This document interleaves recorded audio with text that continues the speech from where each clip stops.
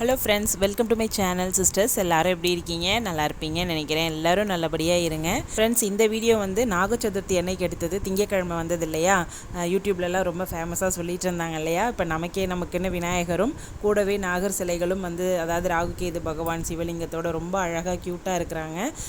நம்ம வந்து 2004 2005 என்னோட கல்யாணமான புதுசில் வந்து குழந்தை வேணுன்றதுக்காக இந்த பரிகாரங்கள்லாம் சொன்னாங்க. அதனால் இது எனக்கு புதுசு இல்லை, அதனால் நான் தைரியமாக பண்ணேன். நம்ம கேட்டு விநாயகர் பராமரிக்கிற அண்ணாவும் அதுக்கு பர்மிஷன் கொடுத்தாங்க.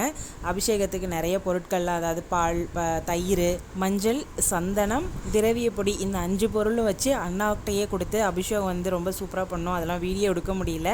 எடுத்தாலுமே வந்து கொஞ்சம் இருட்டாக இருக்கும், ஏன்னா விடிய காத்தால போய் பண்ணுறதுனால. இந்த வீடியோவோட கடைசியில் நம்ம கேட்டு விநாயகரையும் நாகர் சிலைகளுக்கு என்னென்ன அலங்காரம் பண்ணியிருந்தோம் அப்படிங்கிறதையும் நான் வீடியோவை வந்து ஆட் பண்ணியிருக்கேன். கண்டிப்பாக பாருங்கள். அன்றைக்கி ஆடிப்பூரம் கூட இல்லையா? அதனால் நம்ம வீட்டில் இருக்கிற நம்ம அம்பாளுக்கு வந்து அழகாக குட்டியாக மல்லிகைப்பூ மாலையும் அதோட அரளியும் வச்சு கட்டியிருந்தேன். அவ்வளோ அழகாக இருந்தது. இங்கே பாருங்கள், இதெல்லாம் தான் வந்து நான் அபிஷேகத்துக்காக எடுத்துகிட்டு போன பொருட்கள். அன்றைக்கி காலையில் சக்கரை பொங்கல் பண்ணியிருந்தேன். எல்லா சாமிக்கும் சேர்த்தே பண்ணியாச்சு. ஆடிப்புறத்துக்கு அம்பாளுக்கு நைவேத்தியமும், கேட்டு விநாயகருக்கு வந்து அங்கேயும் நைவேத்தியம் பண்ணணும் இல்லைங்களா? அதுவும் அங்கே பாருங்கள், பால் துண்டுலாம் எடுத்துகிட்டு போனேன். நம்ம கையாலேயே கட்டி மாலை போடுறதுங்கிறது வந்து மனசுக்கு அவ்வளோ நிறைவாக இருக்குது. விடிய காலையில் எந்திரிக்கிறதுங்கிறது அவ்வளோ நல்ல விஷயங்களை நமக்குள்ளே கொண்டு வருது. நான் கூட யூடியூபர்ஸ்லாம், குட்டி பிள்ளைங்களாம் நிறைய பொண்ணுங்க அழகழகாக பண்ணுறாங்க இல்லையா? பிரம்ம முகூர்த்த பூஜை 1வது நாள் 2வது நாள் அந்த மாதிரின்னு.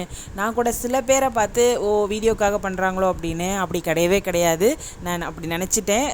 அந்த மாதிரி நினச்ச சிஸ்டர்ஸ்ட்டை சாரி கேட்டுக்கிறேன். ஏன் அப்படின்னா, அதை உங்களால் விடவே முடியாது. நீங்கள் விடிய காலையில் எந்திரிச்சு பழகிட்டீங்க அப்படின்னா, அதுவும் கடவுளோட நம்ம வந்து தொடர்பில் காலையில் வந்து, அதாவது எந்திரிச்சு குளித்து அந்த மாதிரியான தொடர்பில் இருந்தோம் அப்படின்னா உங்களால் எந்திரிக்காமல் இருக்கவே முடியாது. வெற்றிகரமாக 2வது மாதத்தை தாண்டி போய்கிட்டு இருக்கு.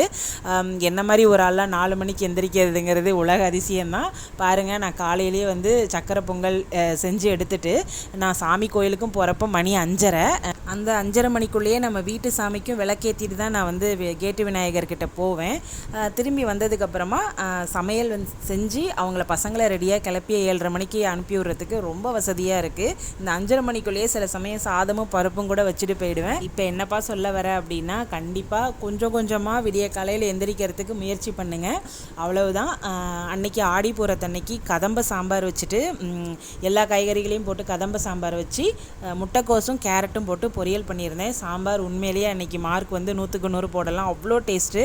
நைட்டு பசங்க வந்து தோசைக்கும் அந்த சாம்பாரை வச்சு கேட்டு சாப்பிட்டாங்க. எல்லா நாளும் அந்த மாதிரி அமையாது. அதனால் அந்த சாம்பாரை பற்றி ஸ்பெஷலாக சொல்கிறேன். இது வந்து இண்டஸ் வேலியில் வாங்கின பாத்திரம். இது போன பொங்கலுக்கு ஒரு சாம்பார் வச்சது, இப்போ தான் எடுக்கிறேன். பொரியலும் அன்றைக்கி ரொம்ப நல்லா இருந்தது. அவ்வளோதான் ஃப்ரெண்ட்ஸ். ஆடிப்புறத்தன்னைக்கு நான் வந்து பஞ்சவன சுவாமி கோயிலுக்கு போனேன். போயிட்டு அங்கே வந்து அம்பாளுக்கு 1 டஜன் வளையல் வாங்கி கொடுத்துட்டு, அங்கேருந்து எனக்கு 4 வளையல் கொடுத்தாங்க. அதை நான் கையில் போட்டுக்கிட்டேன். அங்கே முடிச்சுட்டு அடுத்து வெக்காளியம்மாவுக்கும் போயிட்டு 1 டஜன் வளையல் வாங்கி கொடுத்தேன். அங்கேயும் ஒரு 4 வளையல் கொடுத்தாங்க. அந்த வளையல் வந்து சித்ராவுக்கு கொடுத்துட்டேன். அவங்க அவ்வளோ ஆசையாக வாங்கி உடனே கையில் போட்டுக்கிட்டாங்க. இந்த மாதிரி நீங்கள் ஆடிப்பூரத்தன்னைக்கு கோயிலுக்கு போனீங்களா, வளையல் வாங்கி கொடுத்தீங்களா, அந்த மாதிரி விசேஷங்களில் கலந்துக்கிட்டீங்களான்னு எனக்கு கண்டிப்பாக கமெண்ட் செக்ஷனில் சொல்லுங்கள். இந்த வருஷம் வந்து கலந்துக்க முடியாதவங்க அடுத்த வருஷம் கண்டிப்பாக கலந்துக்கோங்க. ரொம்ப ரொம்ப நல்ல நற்பலன்களை கொடுக்கும். அதுவும் குழந்தை வேண்டுபவர்களுக்கு. 7:30க்குள்ளேயே இந்த சாப்பாடையும் வச்சு சாமிக்கிட்ட வந்து நைவேத்தியம் பண்ணியாச்சு. அவ்வளோ மனசுக்கு நிறைவாக இருந்தது. பசங்க ரொம்ப சந்தோஷமாக கிளம்பி போனாங்க. ஏன் அப்படி சந்தோஷமாக கிளம்பி போனாங்கன்னா, வீடு நிறைய விளக்கேற்றி நல்ல வாசனையான ஊதுபத்தி சாம்பிராணியெல்லாம் அப்படியே மணக்க இருந்தால் அவ்வளோ பாசிட்டிவாக ஃபீல் பண்ணுறாங்க. அப்புறம் ஃப்ரெண்ட்ஸ், இந்த விசேஷம் அவ்வளோதான் முடிஞ்சிருச்சு. நாளைக்கு வந்து ஆடி 3வது வெள்ளிக்கிழமை. 2 வெள்ளியை தவற விட்டவங்க 3வது வெள்ளிக்கிழமை பக்கத்தில் இருக்க சக்தி தலங்களுக்கு கண்டிப்பாக போயிட்டு வாங்க. வீட்டில் இருக்கிற அம்பாள் சாமிக்கு வந்து நல்ல மஞ்சள் குங்குமம் வச்சுக்கோங்க, நல்ல பூ வைங்க, மாவிளக்கு மாவு போடுங்க, ஒரு சக்கரை பொங்கல் பண்ணுங்கள், சாதம், சாம்பார், பொரியல், உங்களால் சமையலில் என்னென்ன பண்ண முடியுமோ அதெல்லாம் நீங்கள் காலையில் பண்ணுறவங்களா இருந்தீங்கன்னா மதியானம் நல்லா ஒரு 11 மணி 12 மணி வாக்கில் நல்லா விரதம் இருந்து நல்லா அந்த சமையலை வச்சு நைவேத்தியம் பண்ணி சாப்பிடுங்க.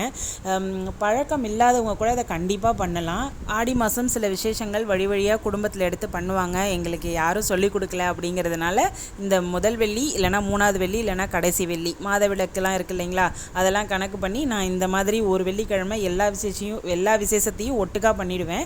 அதனால் நாளைக்கு அம்பாளுக்கு வந்து விசேஷமாக பூஜை, அப்புறம் குலதெய்வ வழிபாடு, பிறகு வந்து ஒரு குத்துவிளக்குக்கு நல்லா அலங்காரம் பண்ணி குத்துவிளக்கு பூஜையும் பண்ணிக்கிறது ரொம்ப விசேஷம். நாளைக்கு வெக்காளியம்மன் கோயில் கண்டிப்பாக போவேன். அதே மாதிரி நீங்களும் கோயிலுக்கு போயிட்டு வாங்க. நம்மக்கிட்ட இருக்கிற அந்த நெகட்டிவ் வைப்லாம் கண்டிப்பாக போகிறது உங்களால் கண்டிப்பாக உணர முடியும். எவ்வளவு தான் விரக்தியில் இருந்தீங்கனாலும் தொடர்ந்து போய் அம்மாவை கேட்டுக்கிட்டே இருங்க. அவள் கண்டிப்பாக ஒரு நாள் உங்களுக்கு நல்லது வந்து கொடுத்தே தீருவாங்க. இந்த வளையல் தான் நான் கோயிலில் வாங்கினேன். இந்த வளையல் வந்து சித்ராவுக்கு. சிஸ்டர் ஒருத்தவங்க சமயபுரம் அம்மாவை வச்சு வழிபடுவது எப்படின்னு கேட்டிருந்தாங்க. அதை சொல்கிற அளவுக்கு உண்மையிலேயே நான் அவ்வளோ பெரிய ஆள் இல்லைம்மா. ஆனாலும் உங்களுக்காகவே நாளைக்கு ஸ்பெஷலாக நின்று பொறுமையாக வீடியோ எடுத்து நாளன்னைக்கு அப்லோட் பண்ணுறேன்டா. கண்டிப்பாக நீங்கள் வாட்ச் பண்ணுங்கள். உங்களுக்கு மன நிறைவாக ரொம்ப எளிமையான முறையில் நான் எப்படி பண்ணுவேன் அப்படிங்கிறத உங்களுக்கு நான் சொல்கிறேன். நான் கட்டின மாலையில் நம்மளோட கேட்டு விநாயகர். இந்த வீடியோ எப்படி இருந்ததுன்னு கண்டிப்பாக கமெண்ட் செக்ஷனில் சொல்லுங்கள். தேங்க்யூ.